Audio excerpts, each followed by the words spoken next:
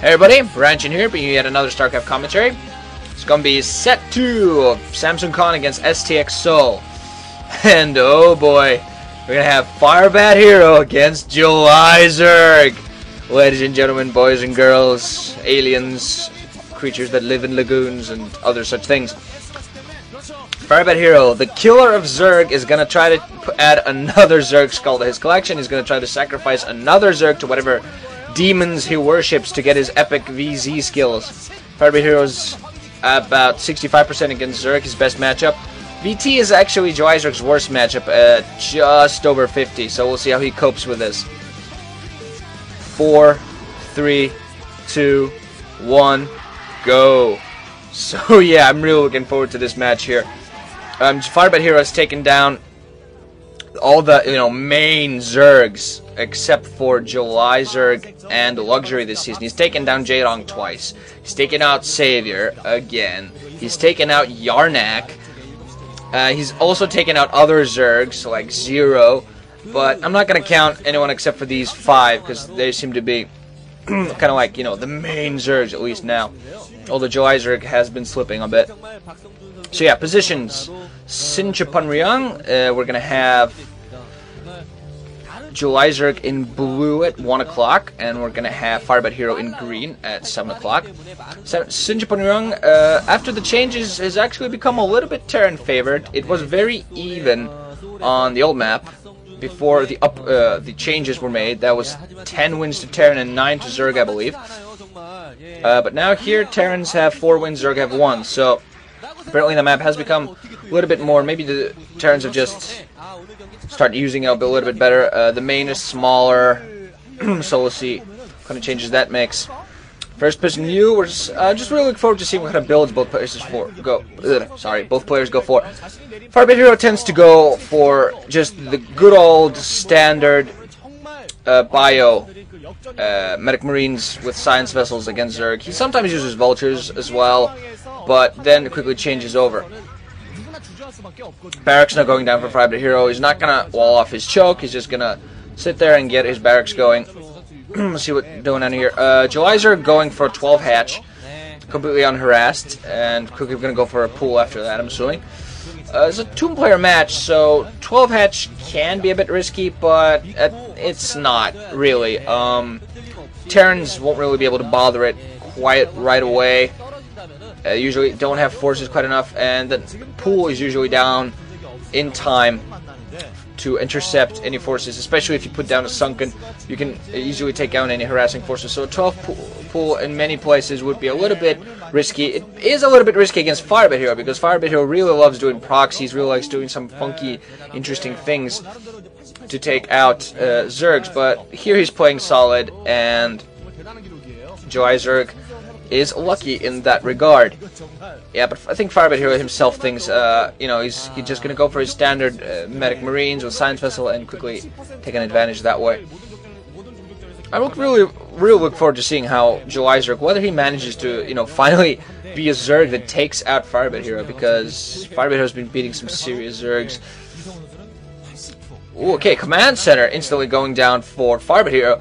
So he's going to react to July Zerg's quick economic build with his own economic build.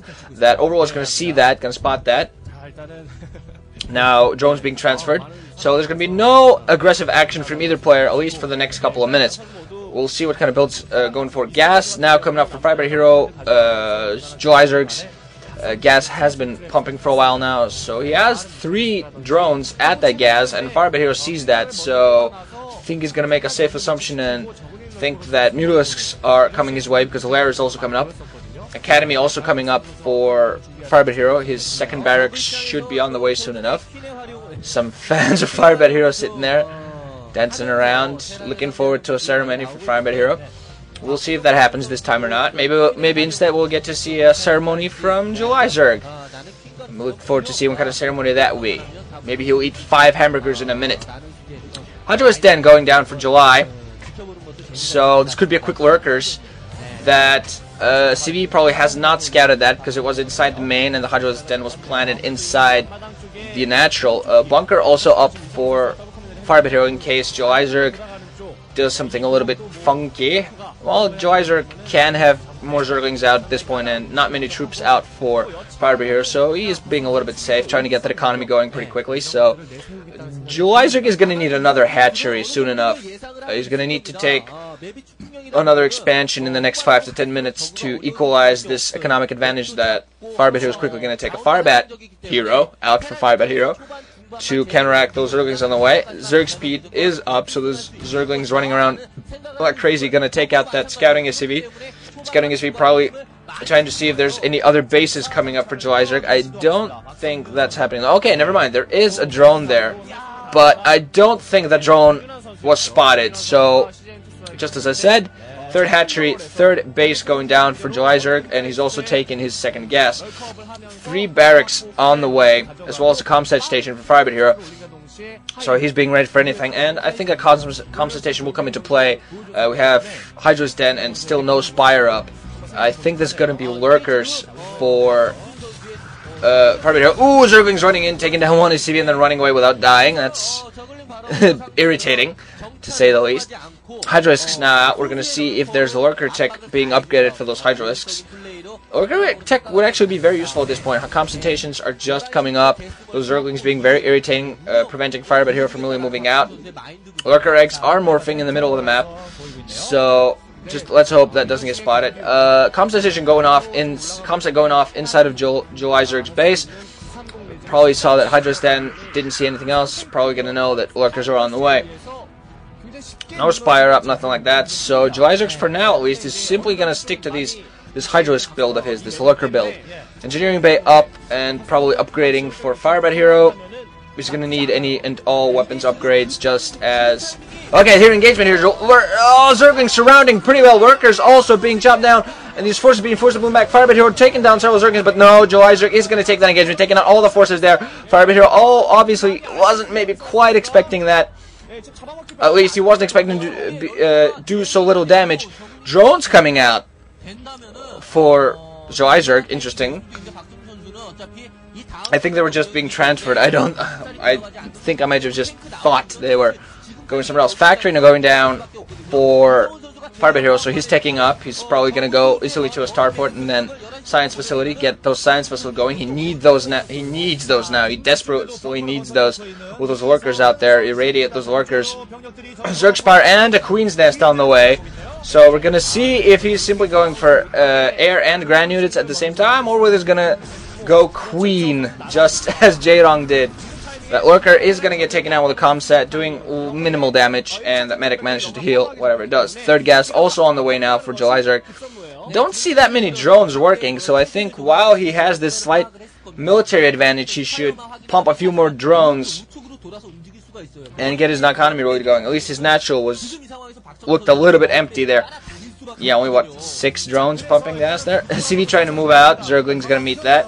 So, interesting enough, July Zerg is there at the back of the base and just being very irritating, always threatening that natural. 2 starports, so never mind what I said about science vessels. Apparently we're going to move from medic marines into 2-port wraiths. Interestingly. Maybe it's going to try to neutralize any and all air superiority that July Zerg might try to go for, along with the Zerglings and lurkers on the ground.